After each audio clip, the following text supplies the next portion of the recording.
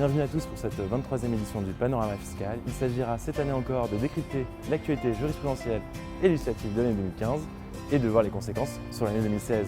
Pour cela, nous aurons les membres du Conseil d'État, la présidence de Olivier Fouquet et Gilles Bachelier et Ludoin Yatou. Et pour nous aider, nous avons les membres de l'IACF pour apporter la touche technique et pratique.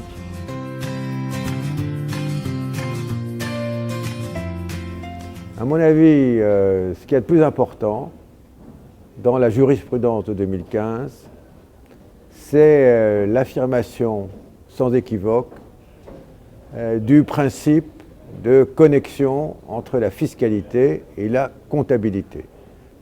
Cette affirmation est devenue un principe général. Et on a eu en 2015 plusieurs décisions qui ont, contrairement à la thèse de l'administration, ont affirmé que quand il existait une règle comptable et que la règle fiscale n'était pas en contrariété avec les règles comptables, il fallait interpréter la règle fiscale conformément à la règle comptable. La particularité de la France, c'est qu'on a toujours envie d'être le bon élève dès qu'il s'agit de contrer ce qui apparaît comme l'évasion fiscale ou l'optimisation fiscale. Donc on ne peut pas exclure que les autorités françaises essaient d'être leaders un petit peu dans la mise en œuvre en France de ces principes. Une question se pose néanmoins, c'est quelle est la légitimité du droit communautaire pour influencer les situations, là encore une fois, qui fiscalement sont purement domestiques, dans la mesure où le traité aujourd'hui ne prévoit pas d'obligation ou même de projet d'harmonisation concrète du droit fiscal au niveau communautaire.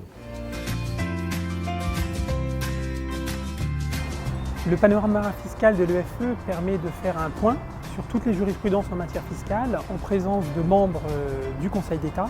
C'est l'événement du début d'année à ne pas manquer pour les professionnels du droit et de la fiscalité.